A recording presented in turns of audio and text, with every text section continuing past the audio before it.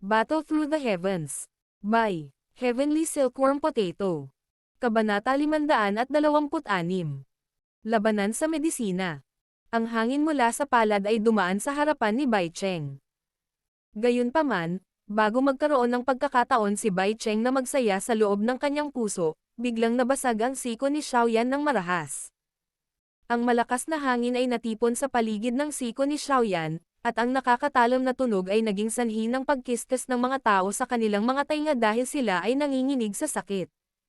Mahigpit na hinawakan ni Bai Cheng ang mahabang sibat gamit ang kanyang kanang kamay at inilapat ito sa lupa, pinatatag ang kanyang katawan na nakasandal.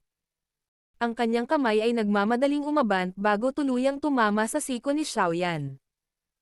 Kumalat ang malalakas na alon at ang mahinang katsa na tunog ng mga bitik ng buto ay lumitaw. Ganap na naramdaman ni Bai Cheng ang malakas na nakapaloob sa siko ni Xiaoyan habang ang kanyang kamao ay tumama dito. Namutla agad ang ekspresyon niya. Sa ilalim ng malakas na puwersang ito, ang kanyang katawan na nakatagilid ay pilit na nabasag sa lupa. Nagsimulang kumalat ang mga thread ng crack lines mula sa lugar kung saan siya nahulog. Walang pakialam ang mukha ni Xiaoyan. Hindi siya tumigil kahit sandali. Ang kulay berdeng Daochi ay mabilis na nag-ipon habang agad niyang sinipa ang ulo ni Bai Cheng, na bumagsak sa lupa. Mula sa kanyang kinatatayuan, kung magdudugtong ang kanyang sipa, si Bai Cheng ay mawalan ng malay sa mismong lugar kahit na ibinigay ang kanyang lakas. Bumubuhos ang malamig na pawis sa buong katawan ni Bai Cheng habang hinarap niya ang malakas na hangin na tumama sa kanyang mukha. Sa sandaling iyon, hindi siya mapakali na magmukhang awkward. Ang kanyang katawan ay gamulong sa lupa at makitid na nakaiwas sa atakeng ito mula kay Xiaoyan. Wala pang isang minuto ang lumipas sa larangan ng digmaan mula nang umalis ang mabigat na pinuno kay Xiaoyan hanggang sa kasalukuyang kahabag-habag na paggulong ni Bai Cheng. Gayunpaman, ang sitwasyong ito na ganap na naiiba sa inaasahan ng lahat ay naging dahilan upang ang mga tao sa viewing gallery ay ganap na natigilan. Iyong mga miyembro ng White Gang na orihinal na tumatawa sa panunuya ay parang mga itik na pinipiga ang leeg. Naglabas na sila ngayon ng namamaos na tunog ng amula sa kanilang mga lalamunan, at hindi na sila tumatawa ng malakas tulad ng ginawa nila kanina. Kumpara sa malaitik na tuyong iyak ng mga miyembro ng White Gang, nagsimulang magsaya ng malakas ang gilid kung saan nakatayo ang mga miyembro ng Pants Gate. Noong una, inakala nila na si Xiaoyan ay ganap na mawawalan ng kalamangan pagkatapos mawala ang kanyang mabigat na pinuno. Talagang hindi inaasahan na siya ay talagang nakagawa ng isang malaking pagbabalik, na tinalo si Bai Cheng, na dapat ay nakakuha ng kalamangan, hanggang sa siya ay gamulong sa buong lupa.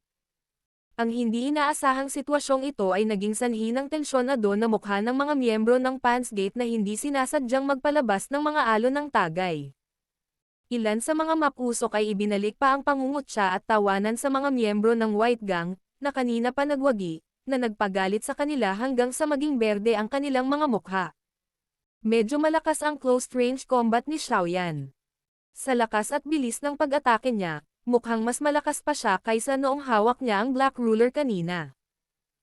Sa taas ng fighting arena, hindi sinasadyang nagsalita si Yan Hao sa medyo nagulat na paraan matapos makita ang pagsabog ni Xiaoyan sa isang iglap.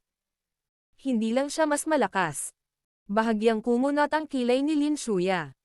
Malabo niyang naramdaman ang isang mas malakas na chi pagkatapos na iwan ng mabigat na ruler ang kanyang kamay. Nag-isip siya ng kaunti sa kanyang puso bago lumingon ang kanyang tingin sa Heavy Zuan ruler, na nahulog sa labas ng battleground. Marahan niyang sinabi, "Sa palagay ko ang problema ay dapat na nasa ruler na ito." Nag-react si Yan Hao at ang iba pa nang marinig ang paalala ni Lin Shuya. Naalala ni Yan Hao kung paano tumaas ang lakas ni Xiaoyan matapos iwan ng mabigat na pinuno ang kanyang kamay, at agad na tumango ang kanyang ulo pagkatapos magkaroon ng biglaang pagkakaunawa. Ang taong ito ay talagang hindi inaasahan sa lahat ng paraan.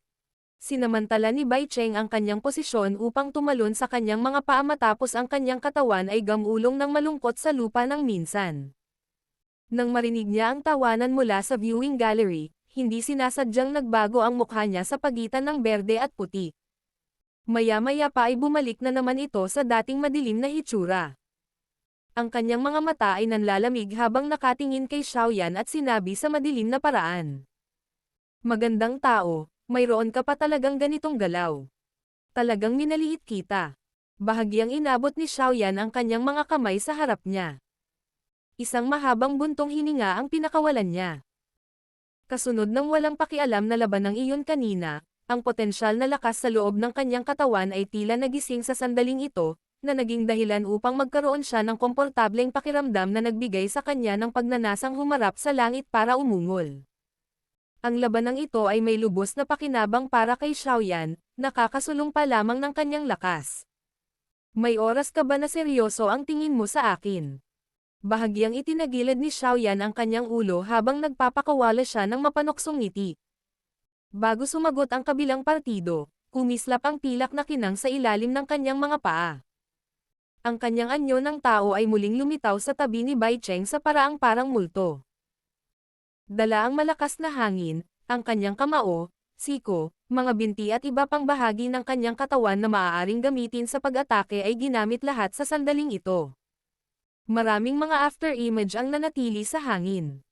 Nagdala sila ng humuhuni mula sa hangin habang siya ay naghagis ng walang tigil na bilang ng mga suntok sa fighting platform, tulad ng isang mabangis na hangin. Dahil nagkaroon siya ng karanasan mula sa huling pag-atake, si Bai Cheng ay hindi na nawala gaya niya ng harapin ang mga ligaw at marahas na pag-atake ni Xiaoyan. Sumayaw ang mahabang sibat sa kanyang kamay at nakita niya ang ilang mga after-images ng pag-atake na bumababa sa kanya. Dalawang figure ng tao ang kumislap at gumalaw sa loob ng battle circle. Ang kulay berde at madilim na dilaw na Daochi ay naglalabas ng parang kulog na pagsabog sa tuwing sila ay nabangga. Habang kumakalat ang puwersa, maraming crack lines sa lupa ang mabilis na kumakalat sa bilis na nakikita ng mata. Bang! Bang! Ang mababa at mahinang tunog ng banggaan ay paulit-ulit na ibinuga mula sa larangan ng digmaan. Sa bandang huli, ang isa ay malabo lamang na makakita ng dalawang malabong kumpol ng mga liwanag na figure dahil sa ginagawa nilang dalawa ang kanilang makakaya upang mailabas ang kanilang Daochi. Ang malakas na puwersa ng pagdiin ay dumiin sa mga katawan ng mga manunood mahigit 10 metro ang layo, dahilan upang maramdaman nila na ang kanilang paghinga ay hindi maayos. Napakaraming tao sa viewing gallery ang tahimik na hindi nakaimik habang pinagmamasdan ang walang katulad na mabangis na banggaan. Nakatingin lang sa palitan nilang dalawa, nasa stage na talaga sila kung saan pare-pareho silang tugma. Nagdulot ito ng pagkatulala ng ilang tao.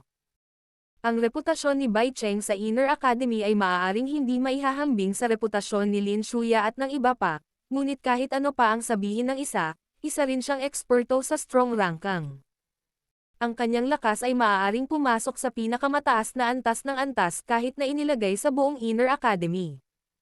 Ngayon, gayunpaman, si Xiaoyan, ang bagong mag-aaral na pumasok sa Inner Academy wala pang kalahating taon na ang nakalipas, ay talagang nagawang makipaglaban sa kanya hanggang sa ganoong yugto nang hindi lumalabas na natatalo.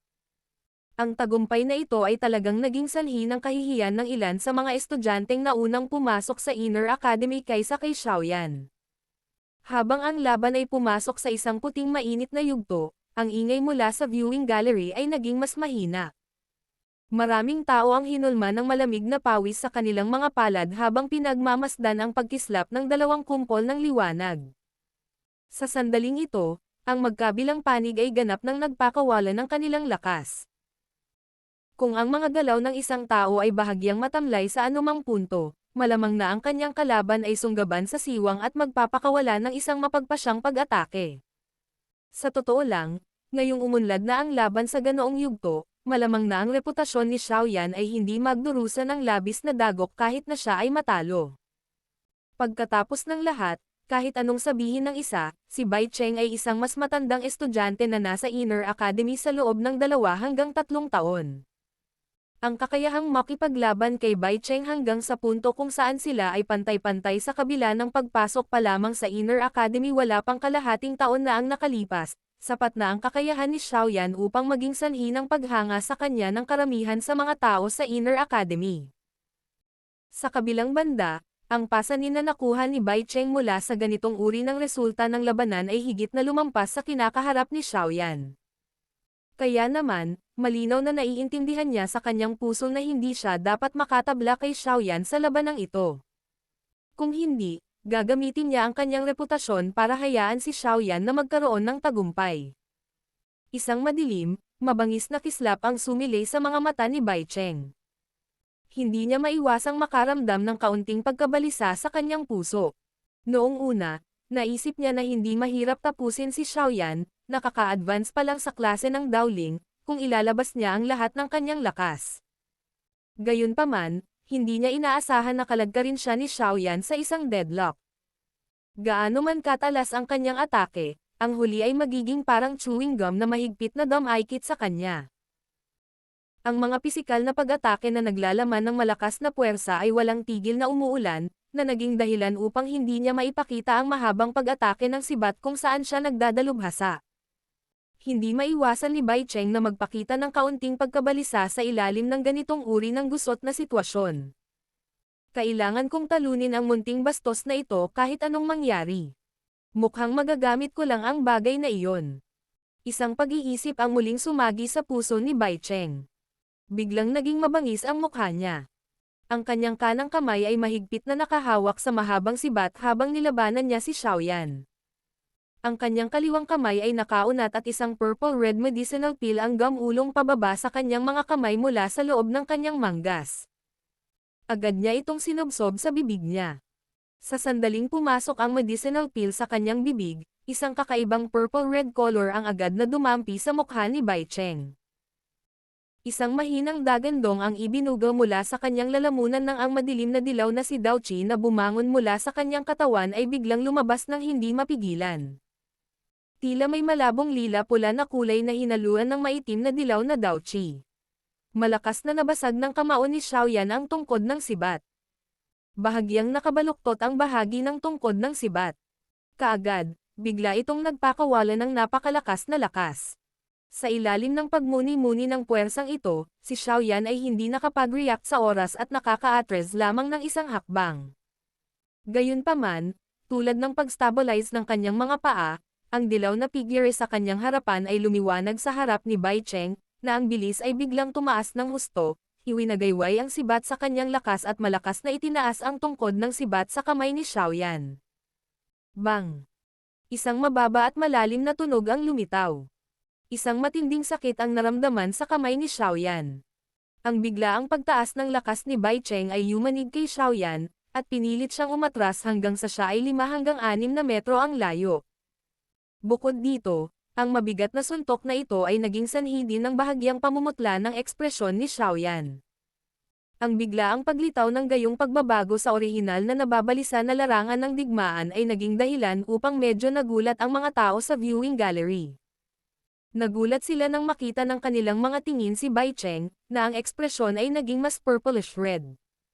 Ang ilan sa mga taong matutulis ang mata ang unang sumigaw ng malakas.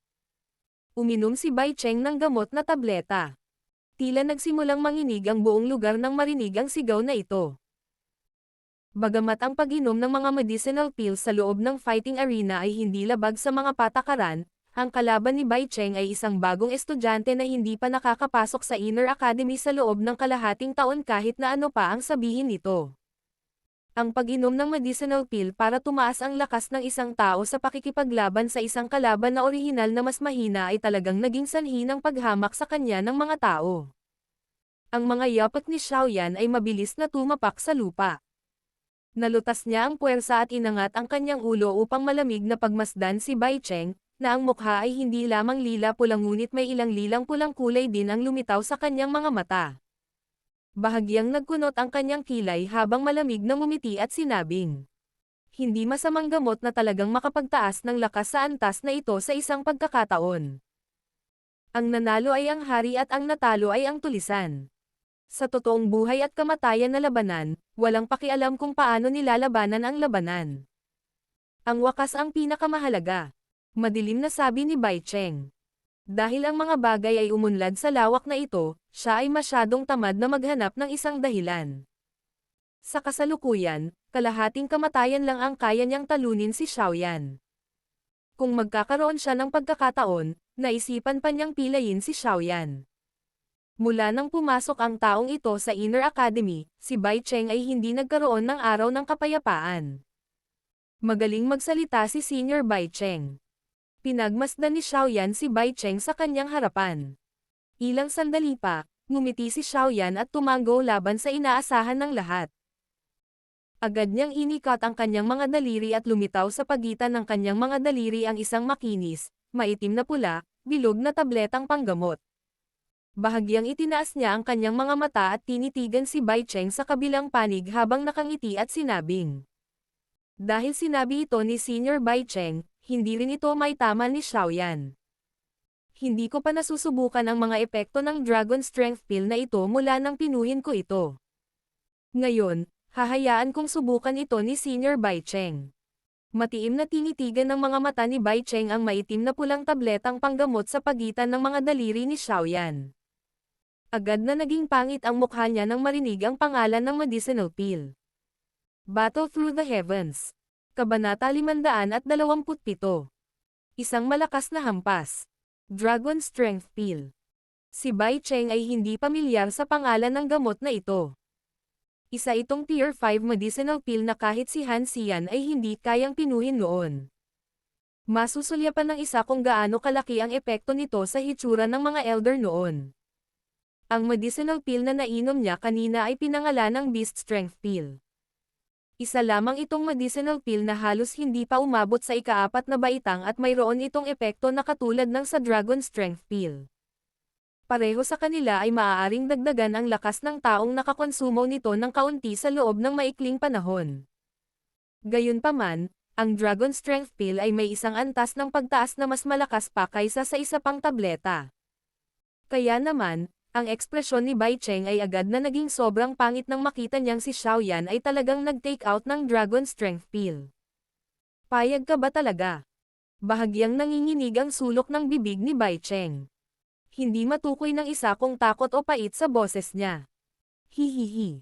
Dahil handa si Senior Bai Cheng na uminom ng medicinal pill para ubusin, ako, bilang isang alchemist, ay hindi maaaring mawalan ng mukha, hindi ba? Nakangiting ipinakita ni Xiaoyan ang kanyang mga ngipin. Ang mapuputing may kantab na ngipin ay nagdulot ng lamig sa mga buto ni Bai Cheng. Ngayon lang naintindihan ng huli na ang lalaking ito sa harap niya, na mukhang pala kaibigan at mabait, ay mas nakakatakot pa sa iba kung talagang magalit siya. Maaaring mahalaga ang Dragon Strength Pill, ngunit taglay na ni Xiaoyan ang medicinal formula nito. Hanggat naipon niya ang lahat ng kinakailangang sangkap na panggamot, hindi ito maituturing na napakahirap para sa kanya na pinuhin ito. Bukod dito, talagang malakas ang lakas ni Bai Cheng. Ito ay isang punto na kahit si Xiaoyan ay kailangang aminin. Kahit na pagkatapos na ipakita ang Skyfire 3 Mysterious Change, nakipagtalo lang siya kay Bai Cheng. Kung magpapatuloy ang pagkapatas na ito, siya ang higit na dahado. Ang Skyfire 3 Mysterious Change ay maaaring makapagpataas ng lakas ng isang tao, ngunit may limitasyon sa oras ito. Kapag lumipas na ang takdang oras, ang lakas ni Xiaoyan ay lubhang bababa. Sa oras na iyon, mas malala pa ang sitwasyon. Ngayong si Bai Cheng ang nanguna sa paggamit ng isang panggamot na tableta, talagang nagbigay ito kay Xiaoyan ng isang karagdagang landas. Noong una, binalak niyang magtiis ng kaunti pa bago ipakita ang Angry Buddha Flame, isang mapagpasyang pag-atake. Gayunpaman, ayaw talagang ipakita ni Xiaoyan ang isa sa kanyang mga triumph card sa harap ng napakaraming mata. Bagamat napakaraming tao ang nakarinig ng chismis na mayroon siyang napakalakas na Fire Lotus na Dao techniques, maraming tao ang nakarinig lamang nito at hindi nasaksihan ng kanilang mga mata. Napakaraming malalakas na tao sa fighting arena na ito at napakaraming tao na may matalas na mata. Natural na pinakamahusay na gumamit siya ng mas kaunting mga trump card sa oras na ito. Maaari pa nga niyang makuha ang epekto ng paghuli sa kanyang kalaban kung makatagpo siya ng tunay na kalaban sa hinaharap na laban. Kaya naman, natuwa si Xiaoyan sa halip na magalit nang makita niyang si Bai Cheng ang nanguna sa pagkonsumo ng medicinal pill. Sa ganitong paraan, mayroon din siyang sapat na dahilan para gamitin ang Dragon Strength Pill. Maaari pa nga niyang bigyan si Bai Cheng ng tit para sa isang tat. Ang taong ito na si Bai Cheng. Talagang hinahanap niya ang kanyang malas mag-isa. Lahat ng tao sa viewing gallery ay hindi maiwasang mapabuntong hininga ng tahimik sa kanilang mga puso nang makita nila ang pangit na ekspresyon sa mukha ni Bai Cheng. Pinunasan ni Xiaoyan ang makinis at bilog na medicinal pill sa pagitan ng dalawang daliri. Sa ilalim ng mga titig ng lahat, pinalamanan niya ang Dragon Strength pill sa kanyang bibig at ngumunguya ng dahan-dahan. Gumalaw ang kanyang lalamunan at isinubo iyon sa kanyang tiyan. Sa pagpasok ng medicinal pill sa kanyang katawan, isang alon ng kumukulong mainit na daloy ang agad na nagsimulang lumabas mula sa loob ng kanyang katawan. Sa wakas, ito ay naging parang umaalon na baha na bumulwak sa kanyang mga ugat. Ramdam ni Xiaoyan ang kanyang katawan na agad na napuno ng lakas saan man dumaan ang kumukulong mainit na daloy. Ang sobrang puno at komportableng pakiramdam na iyon ang nagbigay kay Xiaoyan ng udyok na itaas ang kanyang ulo sa langit at magpakawala ng mahabang dagandong. Inikat ni Xiaoyan ang kanyang katawan. Isang napakalinaw na tunog ng basag ng buto ang nagsimulang lumitaw sa buong larangan ng digmaan. Ang walang tigil na tunog ay nagpatuloy ng 2 hanggang 3 minuto. Bukod dito, si Xiaoyan, pagkatapos uminom ng Dragon Strength Pill, malabo na natuklasan na si Bai Cheng sa kabilang panig ay naging mas maliit. Agad naman siyang nagulat. Ibinaba niya ang kanyang ulo, tiningnan niya ang kanyang katawan at natigilan ng matuklasan na hindi si Bai Cheng ay naging mas maliit sa halip ang kanyang sariling katawan ay naging mas mataas at mas malaki sa sandaling ito kaysa sa kung ano ito kanina. Noong nakaraan, ang katawan ni Xiaoyan ay mukhang medyo payat ngunit ang kanyang kasalukuyang sukat ng katawan ay halos maihahambing sa malaking built na yanhao. Ang pagbabagong ito sa laki ng katawan ni Xiaoyan ay naging sanhi din ng pagkatulala ng lahat sa viewing gallery. Pinagmasdan nila ang maraming maliliit na malaahas na nakaumbok na berdeng mga ugat sa kamay ng una at hindi sinasadyang nagpunas ng malamig na pawis. Ito ba ang mga epekto ng isang baitang 5 gamot na tableta? Lumilitaw na ang mga nakapagpapagaling na epekto ay napakalakas na sila ay medyo samobra, hindi ba? Siyempre, bukod pa sa mga tandang iyon, napakaraming tao ang hindi napigilan ang patuloy na pagbuntong hininga sa alibughang pag-uugali ni Xiaoyan. Iyon ay isang Tier 5 medicinal pill. Hindi ba labis-labis ang paggamit nito para harapin si Bai Cheng? Hinigpitan ni Xiaoyan ang kanyang kamao at naghagis ng ilang huho na suntok sa kanyang harapan. Hindi siya nagdagdag ng kahit katiting na douchi sa kanila. Sa pamamagitan lamang ng pag-asa sa lakas ng kanyang pisikal na katawan, narinig ni Xiaoyan ang isang paputok na tunog na nag-vibrate sa hangin. Sa bawat pagkakataong ibinabato ang kanyang kamao, isang walang hugis na air cannonball ang iipit at marahas na ipapalabas dahil sa sobrang lakas ng hangin. Kapag lumapag ang mga air cannonball na ito sa lupa, agad silang mag-iiwan ng butas na hindi malaki o maliit sa gitna ng mababa at malalim na tunog.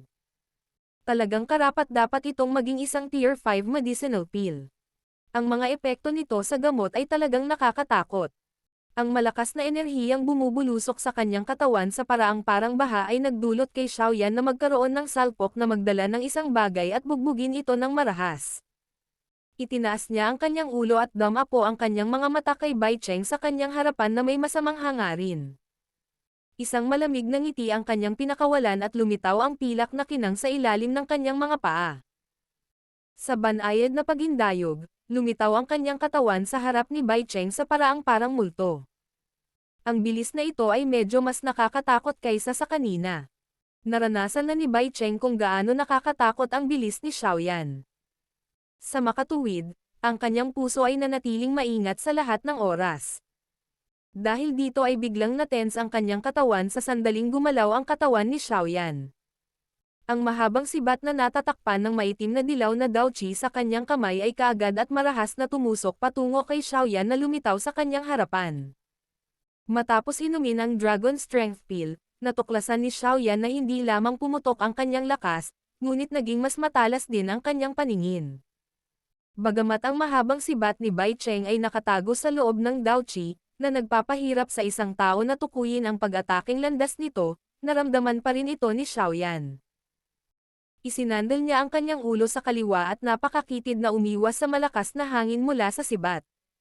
Sabay abot ng kamay na parang kidlat at hinawakan ang poste ng sibat na dumaan lang sa tenga niya. Ang walang katulad na lakas sa kanyang kamay ay naging sanhi ng mahabang sibat, na naglalaman ng malakas na Daochi, na hindi makagalaw kahit kaunti. Ang ekspresyon ni Bai Cheng ay hindi sinasadyang naging mas madilim nang mahawakan ang kanyang mahabang sibat. Inikat niya ang kanyang kanang kamay at ang madilim na dilaw na Daochi ay mabilis na nabuo sa kanyang palad. Sa wakas, mabilis niya itong pinigilan at agad na nabuo ang isang kumpol ng kulay kayumangging liwanag na kasing laki ng palad niya. Isang malakas na sigaw ang kanyang bibig at ang kumpol ng liwanag ay marahas na tumama kay Xiaoyan. Mysterious Mud Condensing Spin. Ang condensed brown-colored light cluster na ito ay malinaw na nagtataglay ng napakaraming lakas ng opens iba. Bagamat ang distansya nito sa Xiaoyan ay hindi bababa sa 2 talampakan, nagdulot na ito ng napakatalim na humahanggos na tunog ng hangin na lumitaw sa loob ng maikling distansyang ito. Madilim dilaw na mga arko ng liwanag na nabuo sa lumubog na ibabaw ng kumpol ng liwanag. Ang hangin sa harap ng kumpol ng liwanag ay tila natanggal sa sandaling ito. Ang kulay kayumangging liwanag na kumpol ay mabilis na lumawak sa loob ng maitim na mga mata. Si Xiaoyan ay hindi lumiit kahit kaunti. Ang lakas na pumupuno sa kanyang katawan ay kailangang ilabas. Sa makatuwid, si Xiaoyan ay walang kaunting pag-aalinlangan ng harapin ang matalim na pag-ataking ito ni Bai Cheng. Ang kanyang dahon ng palad na parang higanteng palad ay mahigpit na nakakuyong sa isang kamao na mabigat na nabasag patungo sa kulay kayumangging liwanag na ningning. Si Xiaoyan ay hindi pa rin gumamit ng kahit katiting na bahagi ng Daochi. Gayunpaman, nagsimulang tumunog ang isang nakakatalam na pagsabog sa loob ng larangan ng digmaan na parang mga paputok. Bang! Ang maikling ilang talampakan ang layo ay natakpan sa isang kisap mata. Pareho silang walang ni katiting na oras para makapag-isip ng madiin ang pagbangga ng kamao at palad. Isang malinaw at malakas na pagsabog ang kaagad na tumunog sa fighting arena na ito, na parang kulog. Ang isang malakas na puwersa ng ripple ay nagsimulang mabilis na kumalat mula sa punto kung saan nagkadikit ang dalawa. Ang matigas na lupa ay nagsimulang gamulong na parang bukid na inararo ng toro. Kumalat ang energy ripple. Namuti ang ekspresyon ni Bai Cheng. Ang isang ligaw at marahas na puwersa na ipinadala mula sa kanyang palad ay halos naging sanhi ng kanyang buong braso na bumaba sa isang manhid na estado. Nanginginig ang braso niya. Sa sandaling iyon, hindi siya mapakali sa mahabang sibat. Mabilis na umatras ang kanyang mga paa. Sa bawat pagbagsak ng isang paa, mag-iiwan siya ng kalahating pulgadang malalim na bakas sa lupa. Nagpatuloy ito ng 12-dosenang hakbang bago niya tuluyang nalutas ang puwersa. Itinigil niya ang kanyang mga hakbang at isang tamis ang bumalot sa kanyang lalamunan, na siyang napalunok. Nagkalat ang alikabok na kumalat sa buong larangan ng digmaan. Nabunyag ang napakalaking katawan ni Xiaoyan. Pagtingin niya sa kinatatayuan niya ay tila isang hakbang pa lang siya na paatras. Ang maitim na dilaw na mahabang sibat sa kanyang kamay ay nagsabi sa lahat ng mga taong nangunguna sa matinding palitan kanina. Hinawakan ni Xiaoyan ang madilim na dilaw na mahabang sibat sa kanyang kamay. Bigla niyang sinulyapan ang pangit na ekspresyon ni Bai Cheng. Sa walang ingat na paghagis, inihagis niya ang mahabang sibat palabas ng larangan ng digmaan. Walang nakakaalam kung ito ay sinasadya o kung hindi man, ngunit ang lugar kung saan dumaong ang mahabang sibat ay nagkataon na ang lugar kung saan pinadala ni Bai Cheng ang Heavy Zuan ruler na lumipad doon kanina. Hihihi. Mukhang ang medicinal pill ni Senior Bai Cheng na iyon ay mukhang mas mababa kaysa sa Dragon Strength pill. Tinuwanan ni Xiaoyan si Bai Cheng.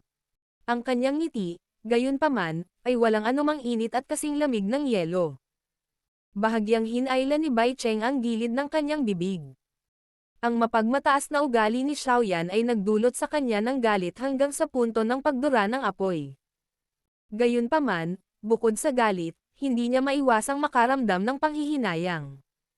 Kung hindi siya umiinom ng medicinal pill, maaari siyang humiram ng pagkakataon na kutsain ang kabilang partido gamit ang Dragon Strength pill. Gayunpaman, siya ay kasalukuyang parang pipong kumakain ng rhizome. Kaya lang niyang lunukan ang pait na hinanap niya sa sarili niya. Ang laban ay hindi pa tapos. Isang maitim at malamig na singhot ang ibinuga.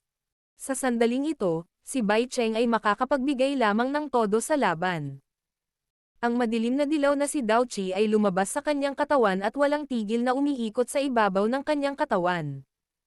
Pagkaraan ng ilang sandali, ito ay aktwal na pinagsama-sama sa isang parang sangkap na malalim na dilaw na baluti.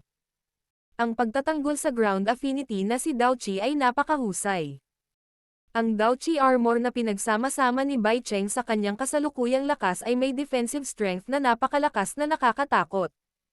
Nahaharap sa malakas na lakas ni Xiaoyan, ang ganitong uri ng ground affinity na Daochi armor ay may magandang kontra-effect. Kailangan lang ni Bai Cheng ng wala pang 10 segundo para pagsamasamahin ang kanyang baluti. Sa sandaling mahubog ang armor, muling ginalaw ni Xiaoyan ang kanyang malamulto. Ang malakas na hangin mula sa kanyang kamao ay hamampes ng galit kay Bai Cheng. Bang! Ang kamao ni Xiaoyan ay malakas na bumagsak sa kulay dilaw na Daochi armor at ang kulay dilaw na umaagos na enerhiyang parang tubig ay mabilis na nagiba-iba. Karamihan sa enerhiya ay natanggap nito sa isang paraan. Ang natitirang maliit na bahagi ay talagang naaninag pabalik kay Xiaoyan. Deng-deng. Umatras pa ng 2 hakbang si Bai Cheng bago pinatatag ang kanyang katawan. Bumalik sa normal ang ekspresyon niya habang nakataas ang ulo. Ngumiti siya at sinabi kay Xiaoyan. Ang iyong brutal na lakas ay napakahusay, ngunit hindi mo ba alam na ang ground affinity na Daochi armor ang may pinakamalaking depensa? Marahil ay nahihirapan akong makuha ang tagumpay sa labanang ito, ngunit tiyak na imposibleng matalo mo ako kahit na mayroon kang Dragon Strength Peel. Ganun ba? Kung ganoon, papayagan kitang makita kung paano ko babasagin itong balat ng pagong mo. Isang malamig na pangungutya ang bumungad sa mga mata ni Xiaoyan. Sa ilalim ng tingin ng lahat, humakbang pasulong si Xiaoyan. Muling lumitaw ang kanyang katawan sa harap ni Bai Cheng. Mariin niyang ikinuyom ang kanyang kamao at hinayla iyon pabalik sa kanyang ibabang tiyan. Ilang sandali pa, bigla itong sumilay habang ang isang malamig na ngiti ay kumalat mula sa sulok ng bibig ni Xiaoyan. Octane Blast.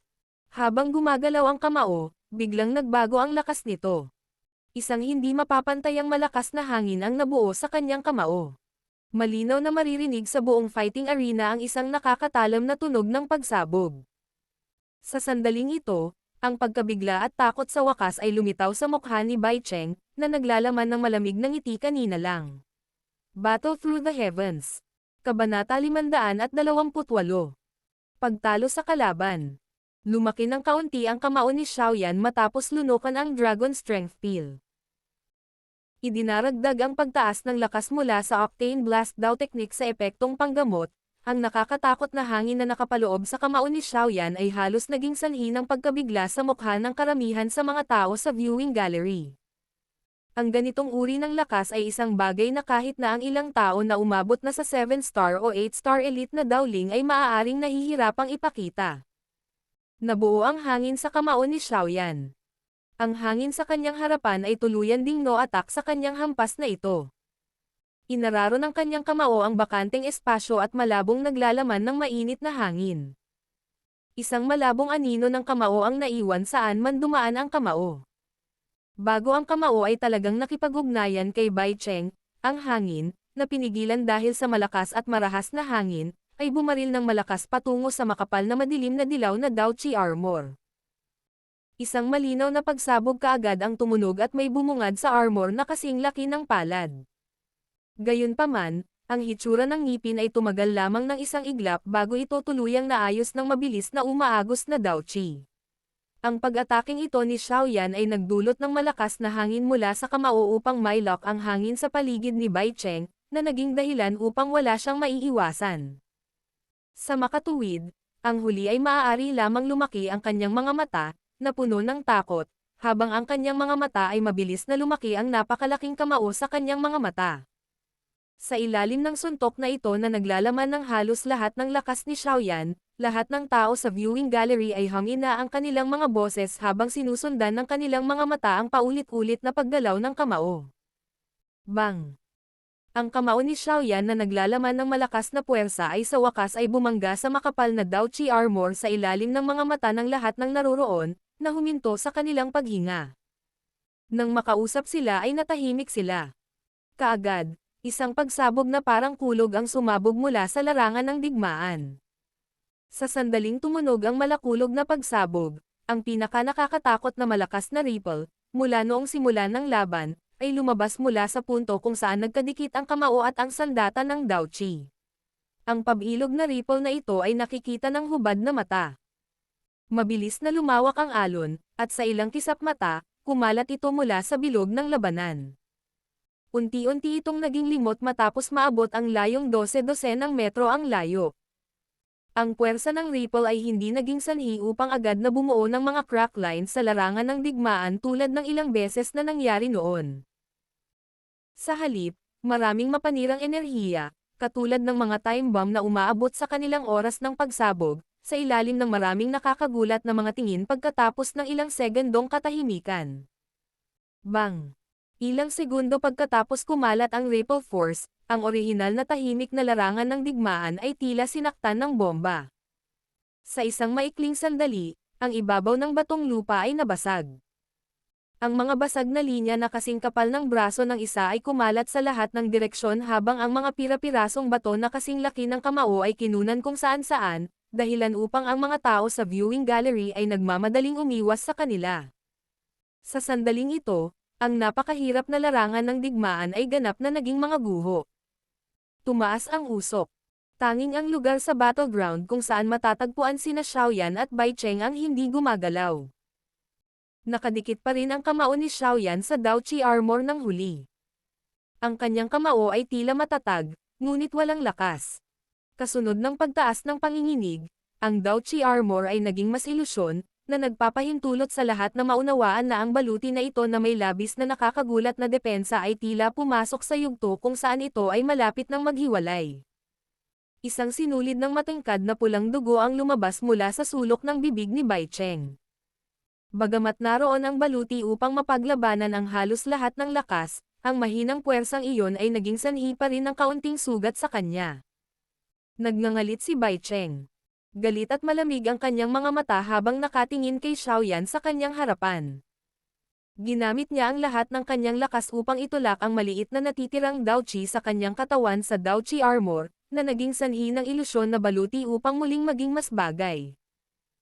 Malinaw niyang nauunawaan sa kanyang puso na ang natitirang puwersa sa kamao ni Xiaoyan ay magdudulot sa kanya ng malubhang pinsala sakaling mawala ang kanyang Daochi armor sa sandaling ito. Kaya naman, kailangan niyang magtiis kahit na kailangan niyang isuko ang kanyang buhay. Hanggat na kaya niyang magtiis, baka may pag-asa siyang manalo. Ito ay dahil malinaw niyang naunawaan na si Xiaoyan ay malamang na umabot na sa punto kung saan siya ay nauubusan ng singaw pagkatapos na magpakita ng napakalakas na suntok. Ngayon, ito ay nakasalalay sa kung sino ang maaaring magtiis ng mas mahabang panahon. Ang parang tubig na enerhiya ay mabilis na dumaloy sa Daochi armor. Ang orihinal na lakas ni Bai Cheng ay malayong mas malakas kaysa kay Xiaoyan at ang chi technique na kanyang pinagsanayan ay nasa middle Zuan class. Ang antas ng pagbawi ng Daochi ng isang chi technique ng klase na ito ay medyo malakas. Sa makatuwid, talagang naramdaman ni Bai Cheng na kaya niyang magtiis. Hihihi. Xiaoyan. Ubo. Parang ang langit ay nasa gilid ko. Nagsalita si Bai Cheng sa paos na boses. Isang ngiti ang hindi sinasadyang sumilay sa kanyang maputlang-puting mukha nang maramdaman niya ang lakas sa kamao ni Xiaoyan na unti-unting humihina sa pagtakbo ng oras. Maaaring hindi iyon ang kaso. Bahagyang itinaas ni Xiaoyan ang kanyang ulo. Isang malamig na ngiti ang sumilay sa kanyang mukha. Agad na bumangon ang pagkabalisa sa puso ni Bai Cheng nang makita niya ang ngiting ito. Dahil sa paghina ng hangin mula sa kamao, ang nakapalibot na nakalak na espasyo ay nawala sa sandaling ito. Ang huli ay agad na nagbigay ng marahas na sipa patungo sa lalamunan ni Xiaoyan. Ibinaba ni Xiaoyan ang kanyang kamay at hinarang ang mga paa ni Bai Cheng. Ang kanyang katawan ay kumislap at lumitaw sa isang piraso ng basag na lupa. Marahil ito ay dahil sa kanyang lakas na naubos, ngunit ang kasalukuyang bilis ni Xiaoyan ay halatang mas mabagal kumpara sa dati. Hihihi. Bakit? Naabot mo na ba ang limitasyon mo? Kung ganoon, sa susunod. Anong magagawa mo? Lumiwanag ang mga mata ni Bai Cheng nang makita ang bilis ni Xiaoyan. Gayunpaman, Bago niya sabihin ang lahat ng gusto niyang sabihin, nakita niyang biglang iniabot ni Xiaoyan ang kanyang palad sa kanya mula sa malayo. Kaagad, ang pagkabalisa sa kanyang puso ay lalong lumaki habang siya ay sumisigaw ng mahigpit. Pasensya na, Senior Bai Cheng, tapos na.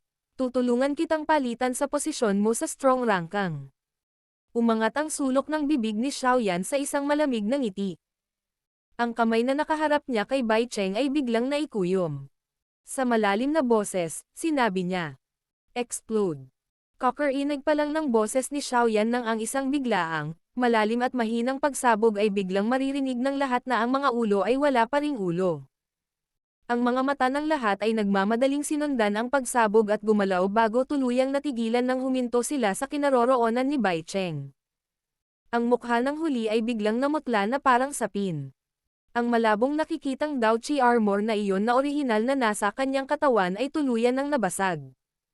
Ang kanyang damit sa ilalim ng Daochi armor ay basag na rin. Isang dugong-dugo, nakakatusok na sugat ang lumitaw sa kanyang dibdib sa ilalim ng mga tingin ng lahat. Kung titingnan ang sitwasyon ng pinsala, hindi ito lumilitaw na isang panlabas na pinsala. Sa halip, ito ay tila nilikha ng mga banggaan mula sa loob ng kanyang katawan. Maputlang puti ang ekspresyon ni Bai Cheng. Bahagya niyang ibinaba ang kanyang ulo at pinagmasdan ang bakas ng dugo sa kanyang dibdib. Kanina pa, naramdaman niya ang isang lubhang nakakubli na nakatagong puwersa na lihim na lumabas sa kanyang katawan. Ang pagsabog ng thread na ito ng Hidden Force ay ganap na nagdulot sa kanya upang pumasok sa isang malubhang na sugatan na kondisyon. Drug. Ikaw. Ikaw. Isang subaw ng sariwa. Matangkad na pulang dugo ang marahas na isinuka, na nagtitina sa wasak ng larangan ng digmaan hanggang sa ito ay tila napakatindi ng mata. Tinitigan niyang mabuti ang medyo maputlang puting mukha ni Xiaoyan. Itinuro ni Bai Cheng ang kanyang daliri sa huli at sinabing ikaw ng matagal. Sa wakas, hindi na niya nagawang maglabas ng isa pang salita. Ang kanyang mga paa ay gumalaw ng ilang beses na sinusubukang panatilihin ang kanyang balanse bago siya bumagsak sa ilalim ng maraming gulat na mga tingin. Ang buong fighting arena ay bumagsak sa kakaibang katahimikan habang pinagmamasdan nila si Bai Cheng na nahimatay. Maraming tao ang hindi naka-recover. Ang isang 6-star expert na Daoling na ang pangalan ay nasa strong rankang ay talagang natalo ng mga kamay ng isang bagong estudyante na hindi pa nakakapasok sa Inner Academy ng kalahating taon. Bagamat nahulaan na ito ng ilang tao mula nang magsimula ang laban, nakaramdam pa rin ng hindi paniniwala ang lahat ng lumitaw ang katotohanan sa harap nila. Tinakpan ni Xiaoyan ang kanyang bibig at nagpakawala ng ilang matinding ubo sa tahimik na kapaligiran. Ang matinding labanan kanina ay labis siyang napagod. Higit pa rito, dahil sa paggamit niya ng Skyfire 3 Mysterious Change at paglunok ng Dragon Strength Pill, ang buong katawan niya ay naglabas ng pagod sa sandaling napahinga ang kanyang tensyon na isip. Nabasag ang katahimikan ng umubo si Xiaoyan. Mabilis na kasunod nito ay biglang sumabog ang malakulog na saya. Ang mga miyembro ng Pans Gate ay nagpakawala ng malakas, ligaw na tawa sa sandaling ito. Ang maraming tuwang-tuwa na dagandong ay nagtipon at bumaril sa mga ulap. Wow! Chief! Ang galing mo! Chief! Ikaw ang pinakamalakas! Ha ha ha! Kung ikukumpara sa ligaw na saya ng mga miyembro ng Pans Gate, ang mga miyembro ng White Gang, na hindi pa rin mapapantayang mayabang sa simula, ay naging mahina nang ang kanilang mga mukha ay naging dilaw. Hindi na sila naglakas loob na maglabas ng anumang mapanlilibak na sumpa. Palibhas ay nahawahan ng mabangis na kapaligiran mula sa mga miyembro ng Pans Gate, ang ibang mga tao sa audience ay marahang pumalakpak ng kanilang mga kamay. Ang nakakapukaw ng kaluluwang labanan kanina ay sapat na upang ibigay ang palakpak na ito, mula sa kanilang mga puso, sa mga panalo na ito. Nakahinga rin ng maluwag sina Hu Jia at Wu Hao sa sandaling ito. Tiningnan nila si Xiaoyan sa ibaba at bahagyang tumanggo ang kanilang mga ulo. Siya ay talagang karapat-dapat na maging isang tao na naging sanhi ng kanilang kusang pagtanggap ng pagkatalo. Ang kanyang mga aksyon ay talagang naging sanhi ng pagkulo ng dugo ng mga tao sa loob ng kanilang mga puso. Mabilis na ginalaw ni Zun ang kanyang katawan at nagpakita sa tabi ni Xiaoyan. Marahan niya itong inalalayan.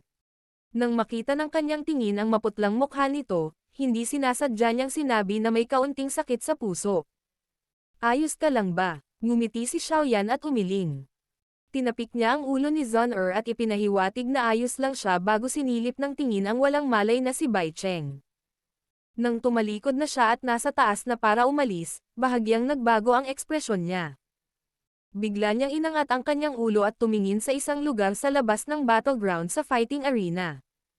May isang matalim na nakakapangilabot na aura na kumakalat mula sa lugar na iyon, at bahagyang tumakip sa katawan ni Xiaoyan. Maaari ko bang malaman kung sinong senior ang tumitingin kay Xiaoyan bilang nakakasira ng paningin? Maaaring ako ay kasalukuyang nasugatan, ngunit tiyak na kukunin kita kung gusto mong lumaban. Unti-unting nanlamig ang mga mata ni Xiaoyan habang nagsasalita siya sa walang pakialam na boses. Biglang tumigil ang ingay ng arena nang marinig ng lahat ang boses ni Xiaoyan. Maraming mga tingin ang sumunod sa paningin ni Xiaoyan at tumingin bago tuluyang huminto sa madilim na lugar sa isang lugar sa itaas. Ang fighting arena ay hindi nagkukulang ng malalakas na tao. Ang kanilang mga mukha ay hindi sinasadyang nagbago ng kaunti matapos maramdaman ang mapang-akit at matalim na puwersa na lumabas mula sa lugar na iyon. Medyo matapang ka. Isang matangkad at malaking tao ang dahan-daang lumabas mula sa madilim na sulok sa ilalim ng tuon ng mga tingin ng lahat. Ang kanyang katawan ay lumundag at sa wakas ay lumapag ng husto sa larangan ng digmaan na parang isang kanyan. Dahil sa malakas at marahas na paraan kung saan lumapag ang kanyang katawan, nagresulta ito sa napakalaking bato na nadikit sa kanyang binti na bumubulusok sa maraming linya ng crack. Ang matangkad at malaking figure ay dahan-daang naglakad patungo kay Xiaoyan. Ang mapang-akit na aura na iyon ay may dalang pressure, na naging sanhi ng pagkapurol ng paghinga, na bumalot sa buong larangan ng digmaan. Nanlamig ang mga mata ni Xiaoyan habang pinagmamasdan ang matangkad at malaking lalaking ito na may kakaibang aura sa harapan niya. Naningkit ang kanyang mga mata. Tyrant Spear Liu Qing. Battle Through the Heavens. Kabanata 529. Isang sampal. Ang lalaking lumitaw sa larangan ng digmaan ay may matangkad at malaking katawan na hindi gaanong naiiba sa parang unggoy na katawan ni Yan Hao. Nakasuot siya ng Chinese na damit, at may determinadong mukha. Medyo makapal ang kanyang mga kilay, at may bitbit siyang maitim na mabigat na sibat na kasing tangkad niya sa kanyang likod. Ang itim na kulay na mahabang sibat na ito ay mas mahaba kaysa sa anumang sibat na nakita ni Xiaoyan dati. Nagdala rin ang sibat na ito ng matulis na parang malupit na aura, katulad ng may-ari nito. Ang pangunahing karakter ng arena ay lumilitaw na nagbago sa taong ito sa sandaling siya ay lumitaw. Ang ganitong uri ng matalas na aura ay isang bagay na walang sinumang nang-ahas na maliitin kahit saan man ito ilagay. Ang unang impresyon ng lalaking nasa harap ni Xiaoyan ay maaaring ilarawan sa isang salita. Tyrant. Hindi alintana kung ito man ay ang kanyang figure, hitsura, o maging ang kulay itim na mabigat na sibat sa likod ng kanyang likuran, silang lahat ay napuno ng katulad na damdamin. Ang aura na ito ay pagmamay-ari lamang ng isang tao sa loob ng Inner Academy, pangatlo sa strong rankang, Tyrant Spear Liu Qing. Ang hitsura ng lalaking ito ay naging sanhi ng katahimikan sa buong fighting arena. Ang mga titig na iyon na ibinaba mula sa viewing gallery ay bahagyang nagdadala ng takot at paggalang. Isang pares ng mga tao, na mabibilang ng mga daliri, ang maaaring makipag-usap ng harapan sa malakas na taong ito na kabilang sa tuktok ng Inner Academy. Sinulyapan ng lalaki si Xiaoyan bago ang kanyang mga mata ay agad na naanod sa walang malay na si Bai Cheng sa hindi kalayuan. Isang malakas na mababang boses ang napalabas ng mahina. Talagang hindi inaasahan na nagawa mong talunin si Bai Cheng. Swerte lang ako. Sinipsip ni Xiaoyan ang heavy Zuan ruler sa isang tabi gamit ang kanyang palad at hinayla ito sa kanyang kamay. Ang kanyang ugali ay ganap na kalmado, tulad ng isang lumang balon na walang kaunting alon. Hindi man lang siya naapektuhan ng katayuan ng kausap. Mayroon din tayong ilang salungatan sa pagitan natin. Hindi umimik si Liu Qing ng anumang karagdagang kalokohan habang nakatitig kay Xiaoyan at biglang nagsalita ng nakangiti. Bahagyang itinaas ni Xiaoyan ang kanyang mga kilay. Natural na alam ni Xiaoyan na ang ilang salungatan na binanggit ay ang bagay kay Liu Fei noon. Sa sandaling ito, hindi siya gumawa ng anumang dahilan. Ang natitirang Dao Chi sa loob ng kanyang katawan ay gumagalaw sa kanyang Chi path at dahan-daang umaagos, inihahanda siyang harapin ang anumang away na maaaring biglang sumabog. Pinsan. Ilang figure ang tumalon pababa mula sa viewing gallery noong panahong nakikipag-usap si Liu Qing kay Xiaoyan. Nangunguna sa grupo ang isang magandang babae na masayang tumawag kay Liu Qing sa masayang paraan bago ito masunuring tumayo sa likuran nito. Gayunpaman, ang titig na malabo niyang itinapon kay Xiaoyan ay naglalaman ng kaunting pagmamataas. Ang tama at mali ng bagay noon ay isang bagay na alam ng lahat. Si Senior Brother Xiaoyan ay walang ginawang mali sa bagay na ito. Huwag mong isipin na mapupuno ka ng kapalaluan sa loob ng Inner Academy dahil lang sa medyo malakas ang iyong lakas. Kung talagang lalapit ka at manindigan para sa ibang tao nang walang diskriminasyon sa kung ano ang tama at kung ano ang mali, ako, si Xiao Zhon'er, ay tatanggapin ang hamon. Lumungkot ang mukha ni Zhon'er nang makita niya ang mga pangyayari. Hindi niya pinansin si Xiaoyan, na pumipigil sa kanya, habang siya ay humakbang pasulong at malamig na nagsalita. Nagulat si Liu Qing nang siya ay pagsabihan ni Zhon'er ng ganito kabastos. Ang kanyang tingin ay agad na nagdala ng ilang pagtataka habang tinitimbang niya si Zhon'er sa kanyang harapan. Sa kanyang talino at kakayahan, bihira ang sinumang magsalita ng ganito sa kanya saan man siya naruroon. Medyo na-curious siya ngayong sinaway siya ni Zhon'er sa ganitong paraan. Higit pa rito, ang kanyang tingin ay huminto kay Zhon'er ng ilang sandali dahil sa kanyang sobrang nakakaakit na kilos. Ano ka ba? Ang pinsan ko ba ay mapapag-alitan mo? Huwag kang magmalaki dahil lang natalo mo si Bai Cheng. Ang Xiaoyan na iyon ay basura lamang na umasa sa lakas ng gamot na gamot. Agad na nadismaya si Liu Fei nang makita niya ang mga kilos ni Zhon'er. Ito ang nangyari lalo na nang makita niyang may kaunting interes ang kanyang pinsan na noon pa man ay walang pakialam sa mga babae. Isang maasim na pakiramdam ang agad na bumalot sa kanyang puso at agad siyang humakbang nang hindi sinasadya, itinuro si Zhon'er at nagsalita sa isang mapagmataas na boses. Tinaas lang ni Xiaoyan ang kanyang mga kilay sa harap ng paninirang puri ni Liu Fei. Gayunpaman, tinatamad pa siyang ibaling ang tingin. Palagi niyang pinapanatili ang mga hindi makatwiran at bastos na mga babae sa haba ng braso. Bukod dito, sa simula pa lang, huminto na ang kanyang tingin sa katawan ni Liu Qing. Ang pressure na ibinigay ng taong ito ay hindi gaanong mas mahina kaysa kay Lin Shuya at sa iba pa. Nagawa ni Xiaoyan na ituring ang pagbulyaw ni Liu Fei bilang hangin sa tabi ng kanyang tainga, ngunit ang mukha ni Zhon'er ay agad na naging ganap na malamig. Mabuti kung pag-alitan siya ng kabilang partido, gayunpaman, ang mga mapang-uyam na sumpa kay Xiaoyan ay isang bagay na hindi niya kayang tiisin. Fei-er. Bahagyang nagkunot din ng kilay si Liu Qing sa gilid, malinaw na pakiramdam na medyo samobra ang pagsaway ni Liu Fei. Hindi niya agad naiwasang lumalim ang boses. Nang iangat niya ang kanyang ulo, nakita niya ang lamig sa mukha ni Zhon'er, at may sasabihin sana siya ng bahagyang nanliit ang kanyang mga mata. Ang kanyang katawan ay nagmamadaling umalis ng isang hakbang pakaliwa, at nagkataong nakaharang si Liu Fei sa kanyang likuran. Sa sandaling gumalaw ang katawan ni Liu Qing, si Zhon'er, na orihinal na tahimik at bigla pa ring sumulpot. Dalawang after image ang lumabas sa daan. Ang mga spot kung saan lumitaw ang dalawang after image ay nagkataon sa kaliwa at kanang bahagi ni Liu Qing. Medyo nagbago ang ekspresyon ni Liu Qing nang lumitaw ang dalawang after images. Ang kanyang mga kamay ay biglang dumaan sa dalawang after images sa paraang parang kidlat. Pagkatapos nito, narinig niya ang isang malinaw na sampal na umalangaw mula sa kanyang likuran.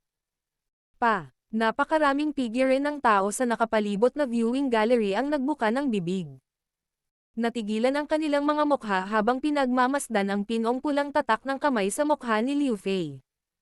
Sa isang iglap, ang buong fighting arena ay bumagsak sa kakaibang katahimikan sa ilalim ng malakas at malinaw na tunog ng sampal.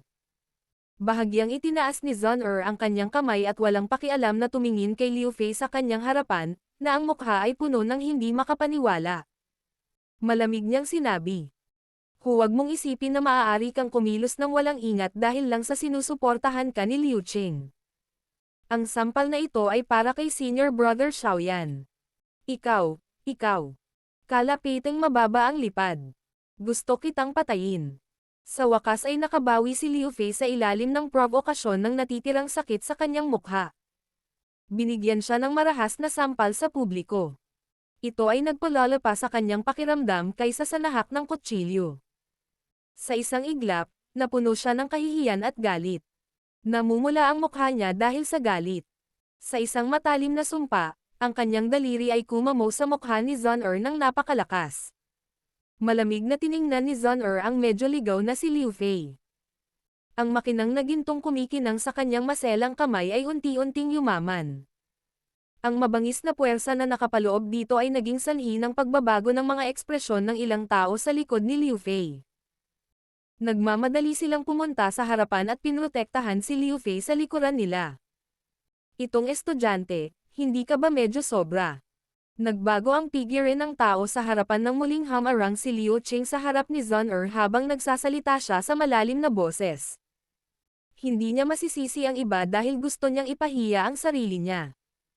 Binigyan ni Zon-er si Liu Qing ng walang pakialam na tingin. Ang kulay gintong glow ay kumikinang pa rin sa kanyang mga kamay. Hindi siya nagpakita ng kahit na katiting na takot kahit na humarap sa malakas na tao na pumangatlo sa strong rangkang. Zon-er, bumalik ka. Pinagsalubong ni Xiaoyan ang kanyang kilay habang nakatayo sa likuran niya bago nagpakawala ng mahinang pag-iyak. Ang lamig sa mukha ni Zon-er ay nagsimulang mag-defrost ng dahan-dahan nang marinig niya ang sigaw ni Xiaoyan. Ang kanyang mga daliri sa paa ay dahan-daang dumiin sa lupa, at ang kanyang magandang katawan ay parang paru-paro na dahan-daang naanod at dumapo sa tabi ni Xiaoyan. Isang matamis na ngiti ang ibinigay niya nang makita niya ang magkadikit na kilay ni Xiaoyan. Ang kanyang malaepiphyllum na ngiti ay naging dahilan upang tumirik ang mga mata ng ilan sa mga lalaki sa nakapaligid na viewing gallery. Walang magawang umiling si Xiaoyan bago hinawakan si Zon-er at hinayla sa likod niya. Bagamat malinaw niyang alam na ang babaeng ito ay may nakatagong lakas na malamang na hindi mas mahina kaysa sa kanya, ang kanyang pagmamataas na lalaki ay naging dahilan upang hindi niya nagustuhan ang pag-alis sa mga bagay na ito ng pakikipaglaban sa kanya ng isang babae. Sa pag-alis ni Zon-er, ang kapaligiran sa arena ay agad na naging kakaiba. Hinawakan ni Liu Fei ang kanyang mukha at mahinang umiiyak sa likod ni Liu Qing. Ang ibang mga tao sa paligid ay nagmamadaling inaliw siya at bahagyang lumubog ang mukha ni Liu Qing. Hihihi. Buhay na buhay talaga dito ngayon. Ngayon ko lang nasaksihan ang away ng dalawang lalaki at ngayon naman, babae naman. Biglang nabasag ang kakaibang kapaligiran sa kakatawa. Ang ilang mga figure ng tao ay lumiwanag at lumitaw sa arena. Lin Shuya. Yan Hao. Hahaha, anong hangin ang umihip ngayon sa fighting arena? Ang mga taong ito na karaniwang marunong lang magsagawa ng liblib na pagsasanay ay talagang magkasamang lumitaw. Ang mga alon ng mga pribadong pag-uusap ay agad na tumunog mula sa viewing gallery kasunod ng paglitaw ng ilang mga figure ng tao. Nagulat din si Xiaoyan nang makita niyang lumitaw si Lin Shuya at ang iba pa. Agad siyang ngumiti at binati sila. Lumapit muna si Lin Shuya para makausap ng kaunti si Xiaoyan. Pagkatapos ay itinaas niya ang kanyang hinlalaki kay Zon-er na nakaharap kay Liu Qing at sa iba pa bago tumawa ng mahina at sinabing. Ito ay talagang naglalabas ng galit. Dahan-daang sinulyapan ni Zon-er si Lin Shuya sa harap niya. Kahit na ang hitsura at kilos ng kabilang partido ay kabilang sa mga nangunguna, wala pa ring masyadong ekspresyon sa mukha ni Zon-er. Bahagya lang siyang tumango bago itinoon ang atensyon kay Xiaoyan. Natawa lang si Lin Shuya nang makita niyang hindi siya pinansin. Napatikip siya ng ilong sa kahihiyan. Ito talaga ang unang pagkakataon sa napakaraming taon na siya ay tretuhin sa ganitong paraan ng isang ginang. Hihihi. Pasensya na, ganito ang ugali ng babaeng ito. Walang magawang tinapik ni Xiaoyan ang ulo ni Zon-er habang nakangiti ito at nagpapaliwanag kay Lin Shuya. May karakter siya. Noong huling pagkakataon na kailangan naming umalis ng nagmamadali at hindi pa kami nagpasalamat sa iyo. Kung hindi ka nakialam, malamang na mahirap para sa iilan sa amin na umalis kasama ang aming mga buhay. Ngumiti si Lin Shuya. Hindi niya sinasadyang pigilan ang boses niya. Sa makatuwid, maging si Liu Qing at ang iba pa sa likuran niya ay malinaw na naririnig ito. Ang pagkilos ni Lin Shuyan na hindi pinigilan ang kanyang boses ay naging sanhi ng pagkagulat ni Xiaoyan. Agad niyang tiningnan ang bahagyang nakasimangot na si Liu Qing. Noon lang siya nagkaroon ng biglaang pagkakaintindi at hindi niya maiwasang tumango ng may pasasalamat. Hihihi. Dapat kong sabihin Liu Qing, hindi mo iniisip na hamanin si Xiaoyan ngayon, di ba? Siya ay nasugatan. Si Yan Hao sa gilid ay ngumiti, ngunit hindi siya umimik habang sinasabi niya ang pinakamahalagang bagay. Ako ay isang taong humahamak sa pagsasamantala sa iba kapag ang isa ay nasa problema. Mahinang sumagot si Liu Qing. Dahil natalo na niya si Bai Cheng, umakyat na rin siya at pumasok sa strong rankang. Kung ganoon, sa palagay ko ay sapat na siyang kwalipikado para makapasok sa strong rankang grand competition isang buwan mula ngayon ay natural na magkakaroon ng pagkakataon sa oras na iyon. Ang usapin ngayon ay isang pagtatalo lamang sa pagitan ng mga babae. Hindi ko rin nais na makahanap ng gulo dito. Gayunpaman, si Fair ay hindi maaaring matalo ng walang kabuluhan. Sa oras na iyon, maaari mong ipakita ang lahat ng iyong lakas kung magkita tayo sa grand competition. Mayroon din akong ilang interes sa iyo. Nag-isip sandali si Liu Qing bago itinaas ang kanyang ulo at kinausap si Xiaoyan. Ang mga salitang ito ni Liu Qing ay walang alinlangan na nagdala ng hamon. Sa makatuwid, ang napakaraming titig sa arena ay agad na lumingon sa katawan ni Xiaoyan. Ang pagtanggap sa hamon ni Liu Qing ay walang alinlangan ding nagpahayag ng lakas ni Xiaoyan. Tumawa ng mahina si Xiaoyan sa mga tingin ng lahat. Bahagya niyang itinaas ang kanyang mga kamay. Wala sa boses niya ang bahagyang takot. Ang katapangan na ito ay naging sanhi ng tahimik na pagtango ng ulo ng marami. Natural na kukunin kita sa oras na iyon. Battle Through the Heavens. Kabanata 530.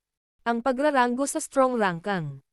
Nakasubsob si Xiaoyan sa isang upuan sa maluwag na malaking bulwagan habang nakikinig kay Zhon Er na nagsasabi sa kanya tungkol sa sitwasyon ng Pansgate pagkaalis niya. Paminsan-minsan, inuunat niya ang kanyang tamad na baywang at humihikab ng malakas. Dahil sa kanyang tamad na ugali, napatigil si Zhon Er sa kanyang pagsasalita at walang magawang umiling. Kumusta ang mga pinsala ni Hu Jia? Ngumiti si Xiaoyan at nagtanong sa kanya. Bahagyang nabuhayan ang kanyang loob nang makita niyang walang magawa si Zhon Er sa pagsasalita. Medyo malubha ang kanyang mga sugat sa pagkakataong ito. Gayunpaman, sa mga medicinal pill na na-refine mo, sandali na lang bago siya tuluyang makarecover. Bukod dito, sa mga hitsura ng pabago-bago ng kanyang hininga, mukhang may mga malabong bakas na malapit na siyang makapasok sa isang 9-star Dadoshi. Ngumiti si Zhon Er at sumagot. Bumalandra ang gulat sa mukha ni Xiaoyan nang marinig niya ito. Bahagya siyang tumango. Ang talento sa pagsasanay ni Hu Jia at Wu Hao ay kabilang sa napakahusay na kategorya. Kung hindi sinuportahan ni Xiaoyan ang kanyang sarili ng maraming elixir, malamang na hindi niya ito malalampasan ng ganito kabilis. Naging mas kalmado na ba ang labas ng mundo nitong 2 araw? Biglang ngumiti ng mapait si Xiaoyan at nagtanong habang itinataas niya ang isang tasa ng tsaa sa tabi niya para humigop ng mababaw. 2 buong araw ang lumipas mula nang matalo niya si Bai Cheng sa fighting arena noon. Si Xiaoyan ay karaniwang nanatili sa loob ng bahay nang hindi lumalabas sa loob ng 2 araw na ito. Ang isang dahilan ay dahil naubos ang kanyang espiritu sa labanang iyon habang ang isa naman ay dahil natalo niya si Bai Cheng at tumalon sa pagiging eksperto sa strong rankang. Ayon sa mga alituntunin, hanggat mayroong makakatalo sa isang tao sa strong rankang sa loob ng Inner Academy, ang mananalo ay maaaring palitan ang natalo na rankang sa strong rankang. Si Bai Cheng ay nireranggo ng 34 sa strong rankang. Ngayong natalo na siya ni Xiaoyan, siya ay tumaas at naging eksperto sa strong rankang, na sumasakop sa posisyon na ito. 34. Ang resultang ito ay maaaring hindi mukhang malapit sa harapan, ngunit sa Inner Academy na ito kung saan ang mga talento ay kasing dami ng mga ulap, ito ay sapat na upang ipakita ang kahusayan ng pagkakaroon ng posisyon na ito. Sa strong rankang ang isa ay sasailalim sa napakahirap na laban sa tuwing tataas ang ranggo ng isa. Bagamat napakahirap na tumalon sa pagiging isang dalubhasa sa strong rangkang, sapat na ang mahusay na pagtrato upang maging sanhi ng pamumulan ng mga mata sa inggit ang maraming tao. Ayon sa alam ni Xiaoyan, itong ika-34 na ranggo sa strong rangkang niya ay makakakuha ng 200 araw ng fire energy mula sa Inner Academy bawat buwan. Bagamat ang kasalukuyang Xiaoyan ay hindi nagkukulang ng fire energy upang malayang magsayang dahil sa pagbebenta ng mga gamot na table task, ito ay isang napakayaman na gantimpala sa mata ng iba. Hanggat ang isang tao ay tumaas ng maliit na ranggo sa strong rangkang, ang pagtrato na natanggap niya ay magiging mas mayaman. Sa makatuwid, may mga taong nagsimulang lumitaw ng sunod-sunod pagkatapos talunin ni Xiaoyan si Bai Cheng, na sumangkop sa ika-34 na ranggo sa strong rangkang. Sunod-sunod na inihatid ang mga stock ng liham ng hamon sa Pans Gate. Bagamat ang lakas na ipinakita ni Xiaoyan sa fighting arena ay napakalakas noon, ang kanyang lakas ay tulad lamang ng isang one-star Dowling kahit gaano pa ito ilagay. Sa makatuwid, maraming tao ang hindi namamalayan na naisip na maaaring hindi masyadong mahirap talunin si Xiaoyan. Pagkatapos ng lahat, wala siyang pangalawang Dragon Strength Pill na ubusin. Ang dahilan kung bakit hindi umalis si Xiaoyan ng bahay ay bahagyang dahil ang mga salansan ng mga liham ng hamon ay nagbigay sa kanya ng sakit ng ulo. Binigyan niya ang labas ng mundo ng dahilan ng pagtigil sa pakikipaglaban dahil nagpapagaling siya. Naging sanhi ito ng mga taong gustong humiram kay Xiaoyan bilang pidol upang iangat ang kanilang posisyon upang walang magawang tumingin ng may kawalan ng pag-asa. Pagkatapos ng lahat, ang Inner Academy ay may katulad na ilang mga patakaran. Ang mga nasugatan ay may karapatang tanggihan ang hamon ng iba. Bukod dito, wala silang anumang pasanin. Hihihi. Mas marami ang gustong humamon sa iyo kumpara kahapon. Sa tingin ko, hanggat lumalabas si Senior Brother Xiaoyan sa Pans Gate, natatakot ako na may 7 hanggang 8 tao kaagad na maglalabas ng hamon sa iyo. Tinakpan ni Zhon'er ang kanyang bibig at tumawa. Walang magawang umiling si Xiaoyan. Hindi niya inaasahan na ang posisyong ito ng isang eksperto sa strong rangkang ay magdadala sa kanya ng ganoong kalaking problema. Nakita niya na si Lin Shuya at ang iba pa ay tila naaalala araw-araw. Hindi sila katulad sa kanya na labis na nabugbog ng mga liham ng hamon na ito. Nagrereklamo si Xiaoyan sa kanyang puso. Gayunpaman, nakalimutan niya ang isang mahalagang babala, ilang tao sa loob ng Inner Academy ang nang-ahas na hamanin si Lin Shuya at ang iba pa na nagbigay ng kanilang lakas. Ang pagtrato na natanggap niya ay maaaring ituring na isang bagay na medyo espesyal sa loob ng buong strong rangkang. Nakahiga si Xiaoyan sa upuan na nababagot. Mahina siyang bamulong. Siguro kung kailan magsisimula ang grand competition. Hahaha. Xiaoyan, talagang hindi inaasahan na nakalusot ka talaga sa klase ng Dowling pagkatapos na hindi kita makita sa loob ng 2 buwan. At saka, natalo mo pa si Bai Cheng. Ang balitang ito ay talagang nakakagulat. Hindi talaga ako nang ahas na maniwala nang marinig ko ito mula sa loob ng Blazing Sky Chi Refining Tower. Biglang itinulak ang mahigpit na saradong pintuan sa harapan at isang pamilyar na boses ang pumasok sa bahay. Agad na pumasok ang figure ni Lin Yan. Nagulat si Xiaoyan nang marinig niya ang tawa nito. Agad siyang natuwa nang itinaas niya ang kanyang ulo at tinitigan si Lin Yan na naglalakad papasok na may nakangiting mukha. Nakangiting sinabi niya. Si Senior Lin Yan talaga. Kumusta ka na? Nakarecover ka na ba sa fire poison sa iyong katawan? Salamat sa iyong mga panggamot na likido, ang fire poison ay karaniwang naalis. Binati ni Lin Yan si Zhon'er bago siya walang ingat na naghanap ng upuan na mauupuan. Ang maapoy na pulang kulay sa kanyang mga mata ay kasalukuyang nagpapakita ng takbo ng tuluyang pagkawala. Ito ay ganap na naiiba mula sa maliwanag na pamumula ilang buwan na ang nakakaraan. Bukod dito, ang kilos ni Lin Yan ay medyo hindi rin mainit ang ulo kasunod ng pag-alis ng lason sa apoy. Nagkaroon ng karagdagang thread ng ordinaryong kalmado. Sa pagtingin sa kanyang aura, lumalabas na ang kanyang lakas ay umunlad din ng husto. Talagang nakarating ka na sa Dowling class. Ang bilis mong mag-training ay talagang hindi makapagsalita ang mga tao. Hindi napigilan ni Lin Yan na mapabuntong hininga. Ang kanyang tingin ay maingat na dumapo sa katawan ni Xiaoyan habang nararamdaman niya ang aura sa loob ng katawan ni Xiaoyan na ilang beses na mas malakas kaysa dati. Ngumiti si Xiaoyan at kumaway kay Zon-er. Agad at masunering kinuha ng huli ang tsaa sa isang tabi at iniabot kay Lin Yan. Hihihi. Narinig ko na hindi man lang inilagay ni Junior Zon-er si Liu Qing sa kanyang mga mata sa fighting arena. Ngayon, gayunpaman, may dala siyang tsaa para sa akin. Xiaoyan, mayroon ka talagang kakayahan. Nagmamadaling tinanggap ni Lin Yan ang tsaa at itinaas ang isang hinlalaki kay Xiaoyan. Nakasama ng huli ang napakagandang babae na sa kanya lang masunurin. Ang kasanayang ito ay talagang nagdulot ng paghanga kay Lin Yan. Walang magawang umiling si Xiaoyan.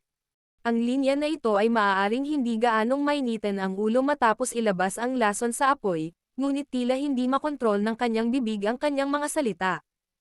Narinig ko na rin ang bagay na iyon sa loob ng fighting arena. Talagang hindi inaasahan na talagang nagkasalungat kayo ni Liu Qing. Ang taong iyon ay hindi isang ordinaryong tao. Bahagyang napawi ang ngiti ni Lin Yan habang medyo seryoso siyang nagsalita. Sino sa top 10 nanogram strong rank ang isang ordinaryong tao? Napangiti si Xiaoyan. Hindi naman siya masyadong nag-aalala. Bagamat ang kanyang kasalukuyang lakas ay isang 1-star Dowling, hindi siya masyadong natakot kay Liu Qing at sa iba pa pagkatapos na tumawid sa napakalaking threshold na iyon. Kung noong nakaraan ay dadoushi lang si Xiaoyan, sana ay nagtiis siya at hindi na siya makakabangga ni Bai Cheng kahit na mayroon siyang trump card tulad ng Angry Buddha Lotus Flame. Ito ay dahil alam niya na ang agwat sa pagitan ng dalawang klase ay talagang napakalaki. Kahit na mayroon siyang makapangyarihang Dao techniques, malamang na mapunta siya sa isang mahirap na kalagayan kapag hindi niya matalo ang kanyang kalaban sa kanyang pag-atake. Ito ay ganap na naiiba ngayon. Kasalukuyan siyang sumulong sa klase ng Daoling. Bagamat mayroon siyang agwat ng maraming antas kung ihahambing kay Liu Qing, na nasa tuktok ng klase ng Daoling, malamang na si Liu Qing ay bahagya pa ring mananalo sa isang labanan sa pagitan nilang dalawa. Ito ang agwat sa pagitan ng mga klase. Nagulat si Lin Yan nang makita niya ang medyo walang pakialam na ekspresyon ni Xiaoyan. Agad siyang ngumiti at sinabing, "Ang lakas ng loob. Mahirap talagang makita ng kahit na sino sa pamamagitan ng iyong brat. Sa tingin ko kailangan mong may itinatagong kapital para maging ganito kayabang." Nag-alala talaga ako ng sobra. Napangiti si Xiaoyan. Hindi siya nasangkot sa paksang ito. Sa halip, nag-isip siya sandali bago sinabing, "Alam ba ni Senior Lin Xiao kung kailan magsisimula ang tinatawag na strong rankang grand competition?" "Oh, hihihi. Ngayong may pangalan ka na sa strong rankang, ang engranding kompetisyon na ito ay talagang may kinalaman sa iyo." Ngumiti si Lin Yan at tumango habang nagpatuloy. "Bilang ang oras, ang engranding kompetisyon na ito ay dapat magsimula pagkatapos ng isang buwan." "Bakit? Huwag mong sabihin sa akin na mayroon kang ilang intensyon sa nangungunang sampung." Si Xiaoyan ay nagbigay ng walang kwentang ngiti. Hinawakan niya ang kanyang teacup at iginulong ito sa kanyang kamay habang mahinang sinabi, "Nagtataka ako kung anong ranggo ang hawak ni Lin Qing." Naging mapurol ang ngiti ni Lin Yan. Natahimik siya saglit bago niya iniabot ang 3 daliri. Pangatlo. Bahagyang nagulat si Xiaoyan. Hindi nakaimik si Xiaoyan. Ang lakas nitong si Liu Qing ay talagang lumampas sa kanyang inaasahan. Ang pangalawa ay si Lin Shuya, ang ika-4 ay si Yan Hao, ang ika-5 hanggang ika-8 posisyon ay mga kilalang tao sa loob ng Inner Academy. Ako naman, pabalik-balik ako sa pagitan ng ika-9 at ika-10. Siyempre, iyon ang rankang ng nakaraan.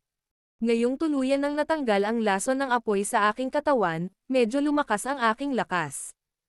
Kung mag-rank kami ulit, naniniwala ako na makakapit ako sa top 6. Tumawa si Lin Yan habang ipinaliwanag niya ang sitwasyon. Si Lin Shuya talaga ang pangalawa. Bakas sa mukha ni Xiaoyan ang pagkagulat. Talagang hindi inaasahan na ang ranggo ni Lin Shuya ay talagang isang hakbang na mas mataas kaysa sa ranggo ni Liu Qing. Gayunpaman, gumaan din ang pakiramdam niya habang nag-iisip sa kanyang puso. Noon, Tumatalon pa rin si Lin Shuya sa masiglang paraan pagkatapos makatanggap ng suntok mula sa Snow Demon Sky Ape na gumising sa ligaw at marahas na bloodline nito pabalik sa malalim na kabundukan. Kung ito ay isa pang tao sa tuktok ng klase ng Dowling, malamang na binawian siya ng buhay sa mismong lugar. Ang taong ito ay talagang may napakalakas na lakas. Huwag maliitin si Lin Shuya. Halos nasanay na ang taong ito sa kanyang wind affinity na Daochi hanggang sa maabot nito ang tugatog nito. Bukod dito, mayroon siyang napakahusay na background. Ang chi technique at Dao skill na kanyang ginagawa ay walang alinlangan na mataas ang uri na ang isang karaniwang tao ay maaari lamang magkaroon ng labis na pangarap. Seryosong nagsalita si Lin Yan. Kahit ang isang taong kasing yabang niya ay may paghanga pa rin sa pangalang ito. Mula dito, sapat na upang makita ang lakas ni Lin Shuya. Bahagyang tumanggo si Xiaoyan. Nang makita ang labanan sa pagitan ni Lin Shuya at ng Snow Demon Sky Ape, natural na hindi minamaliit ni Xiaoyan ang gayong malakas na tao. Nag-isip siya ng kaunti sa loob ng kanyang puso bago biglang tumawa. May pangalawa at pangatlong lugar. Kung ganoon, sino ang nasa unang lugar? Ang mga salitang ito ni Xiaoyan ay orihinal na random na pagtatanong. Gayunpaman, pagkatapos nilang lisanin ang kanyang bibig, ang mga kamay ni Lin Yan sa kanyang harapan ay biglang tumigas. Isang bahagyang takot ang bumalatay sa kanyang mukha. Ibinuka niya ang kanyang bibig, ngunit nabigong iluwa ang pangalan na kinatatakutan ng mga matatandang estudyante na parang tigre.